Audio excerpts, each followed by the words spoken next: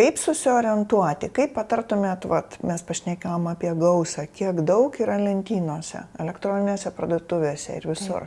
Kaip susiorientuoti, bent kelis principus, kaip žinoti apie tą pildymą?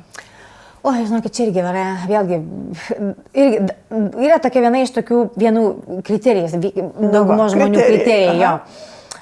Labai daug kas nemėgsta to žuvies skonio. Bet dabar yra tos inovatyvios technologijos, kurios leidžia jau žuvies taukus, ar jie yra skystoj formai, ar kapsulėse, kad jie yra beskoniai arba čiučiu ten tam tikrai pridedami jo yra. Tai čia jau nebijokit dėl to. Dabar žinau, kad irgi tikrai vieni mėgsta kapsulėse, kiti skystoj formai. Mano nuomonė, skystoj formai yra geriau, nes jie yra pasisavinami.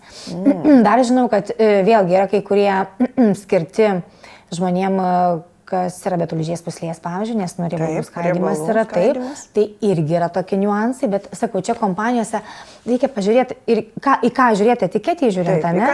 Tai aišku, reikia žiūrėti tą DHR EPR kiekio yra, kuom jie apsaugoti, nes gali būti, kaip sakiau, apsaugoti vitaminu E, tokoferolių, gali būti polifenoliais, bet reikia omeny, kad tas vitaminas E gali būti ir sintetinis. Taip. Gali būti, tai apsauga mažesnė. Taip, apsauga mažesnė. Taip, mažesnė, tada silpnesnė. Kitas dalykas, reikia žiūrėti ir kitus ingredientus.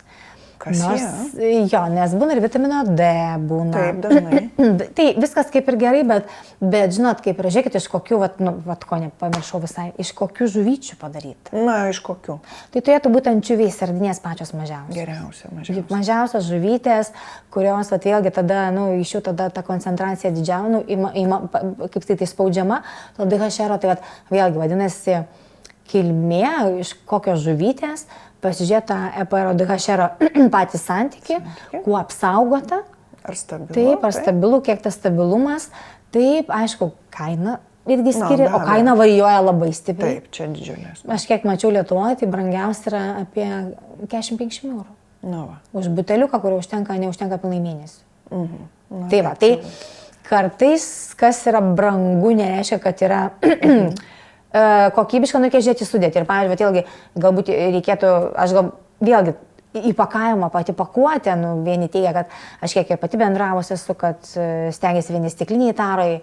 Taip, riebalai. Taip, kiti, kitokia kitara yra irgi teigia, kad tai yra ekologiškai ir patvaru ir taip toliau. Svarbu yra tie visi sertifikatai, aišku, dabar aš jų konkrečiai neišvardinsiu, aš bijau ir suklysti ir netiksliai pasakyti, bet tiesiog perkant produktą, tikrai pasitarkit ir su šeimos gydytoju, taip, duos gal kokį orientyrą, taip, pakalbėkit su, tarkim, jeigu galite, jums atsakys, irgi mūsų Lietuvoje stipriais dietologais, ką jie rekomenduoja, į ką atkreipdėmėsi.